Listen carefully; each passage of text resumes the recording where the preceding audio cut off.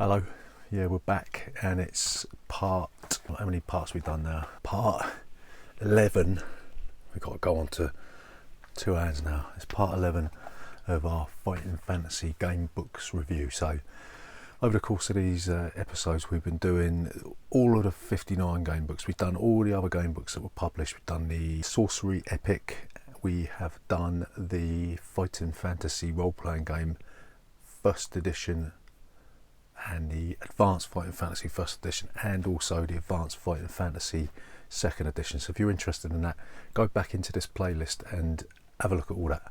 So now we're just mopping up all the other stuff that has been released. So I haven't really got a plan for this, but we're just going to go through, see what we got. I mean, I'm just going to pick stuff out of the air, and then we'll just have a look at it, because a lot of this stuff's really old, and I haven't, to be honest with you, I haven't really revisited a lot of this stuff. So we're gonna sort of wing it a little bit, and we'll see what we can dig up. So yeah, we'll see you in a sec.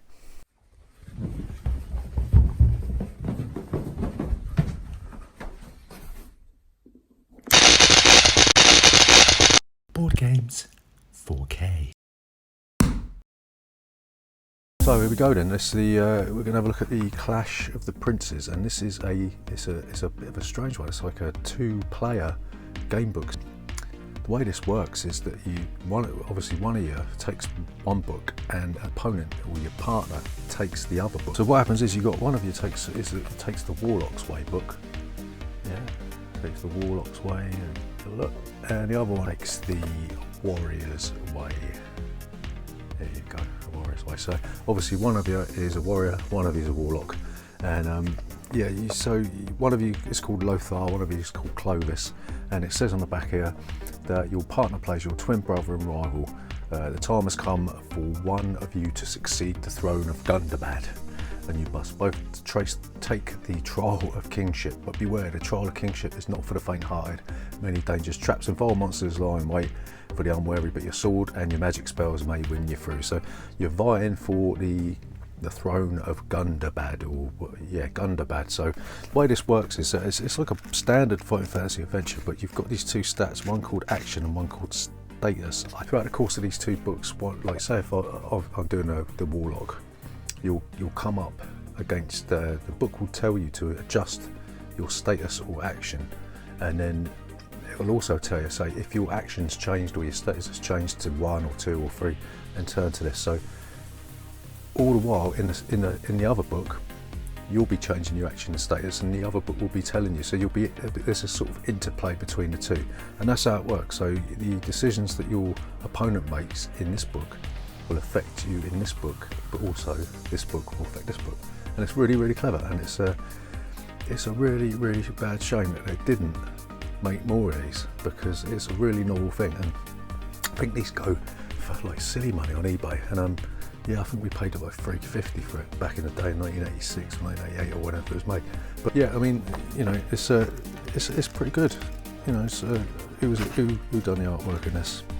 John Blanche. Bloody hell!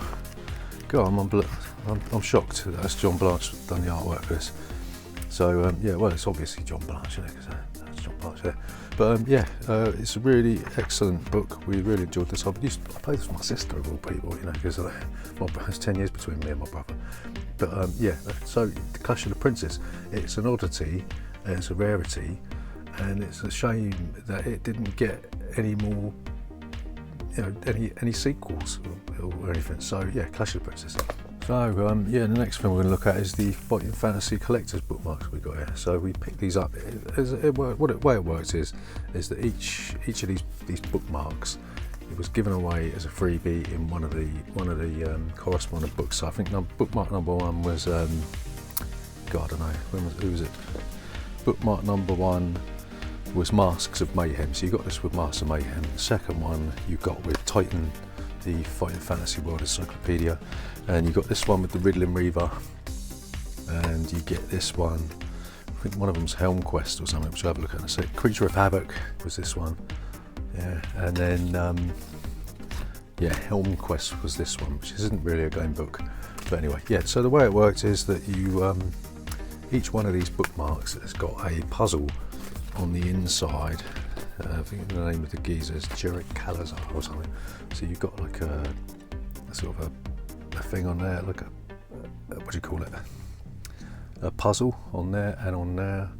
And what you do is you collect the bookmarks and you figure out the answer to the puzzle, and then you have to write into the Fighting Fantasy bookmarks competition, and the winner gets a signed set of FF books, 10 quid popping book voucher. Wow.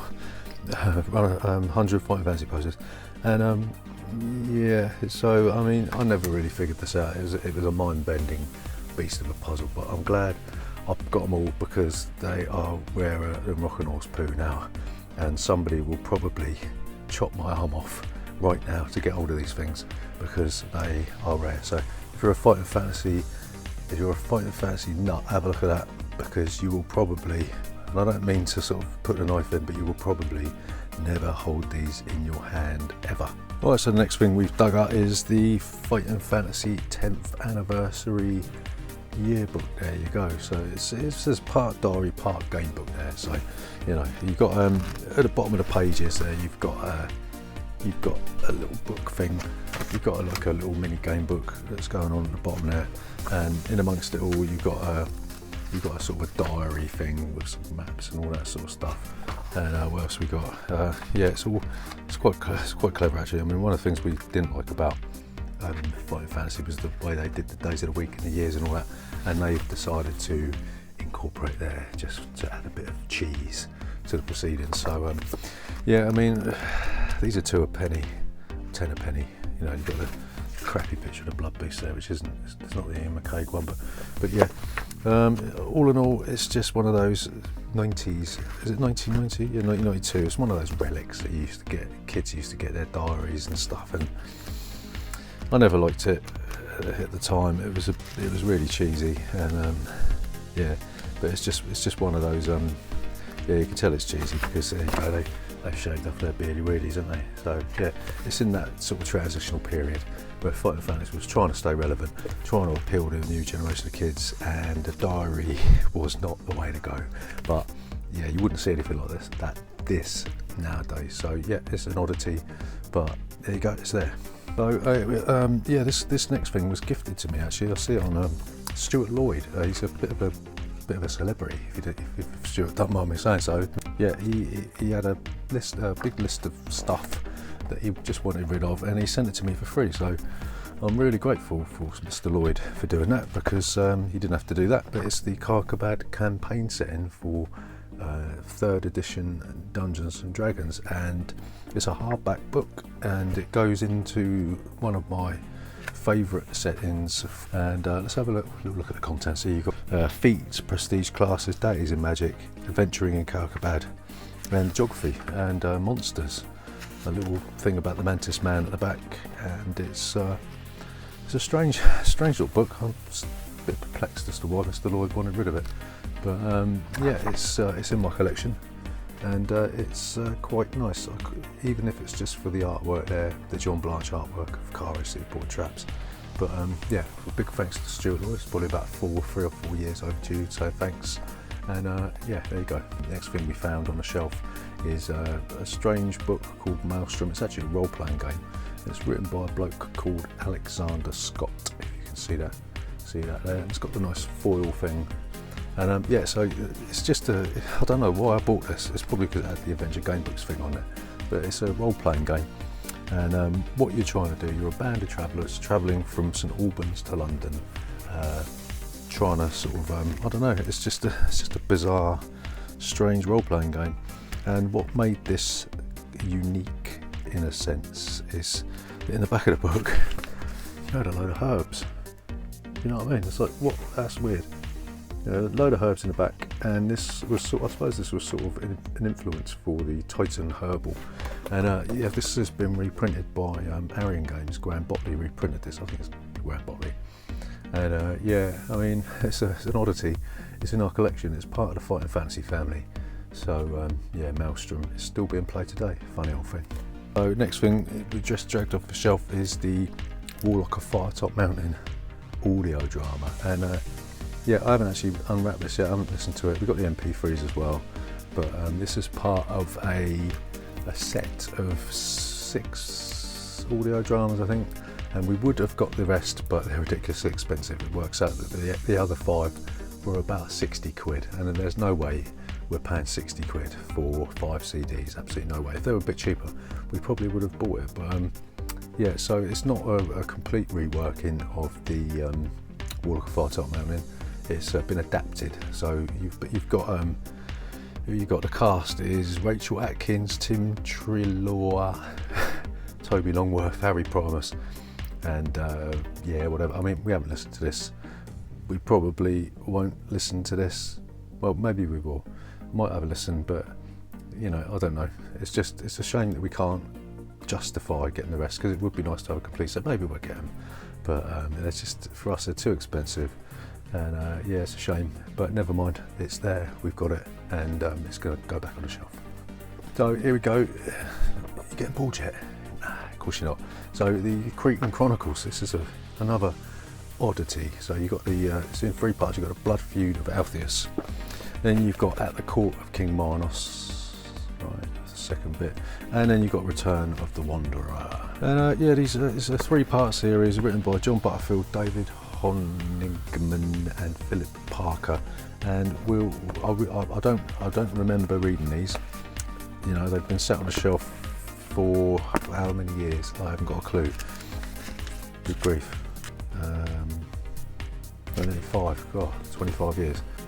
So yeah, as a young hero, Alpheus, scourge of the ungodly, you have survived the perils of Crete, slain the Minotaur, and now try blah blah blah blah blah blah. So you're the brother of Theseus, and you're going through Crete, and yeah, I don't know, it's a 3-part book.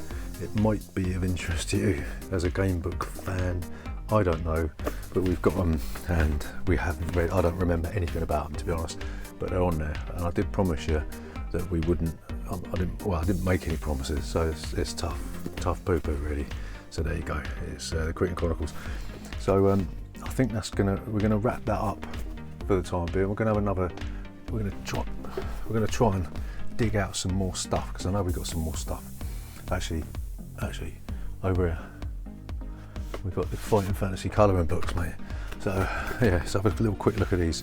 So you've got the Warlock of Far-Top Mountain, this one. Right. Then we've got the Forest of Doom colouring book. Right. And we've got the Death Trap Dungeon. Right. And then we've got the City of Thieves, which is part 4. Alright, and these are awful. God awful. I mean, the printing on them is terrible, and it's just the artwork from the original books, you know, but it's been blown up and it's pixelated and it's just not good. I mean, look, the printing is terrible. I mean, look, you see those lines? See the lines on the thing? I mean, look at that. That's awful. Awful. And these are like £10 each. I mean, Death Trap Dungeon one is absolutely dreadful. Yeah, look at this. I wouldn't recommend it. Look, you're telling me that's worth buying. Look at the state of that. But I mean, insofar as Fighting Fantasy relics go, I mean, we had to get them because we're nuts. And yeah, there's me complaining about the cost of the audio books, and we just done 50 quid on these. But I mean, yeah. Anyway, that's the colouring books. So we're going to wrap this up. It's part A of part 11. Section A, and we'll come back and we'll do section B, part 11, maybe we'll call it part 12, shall we? I know we've got some more stuff lurking around. We've got You Are the Hero and some other loads of stuff, so we'll come back and we will do part 12, because we don't want to end on part 13, do we? If you enjoyed this video, if you enjoyed Fighting Fantasy, if you enjoyed board games, card games, if you enjoy any kind of games, not those sort of games, then please like, subscribe, comment below. Do something, work some magic. Come on, subscribe to the channel. I'm begging you. No, I'm not begging you, because I ain't that sad, but subscribe to the channel, and we'll see you next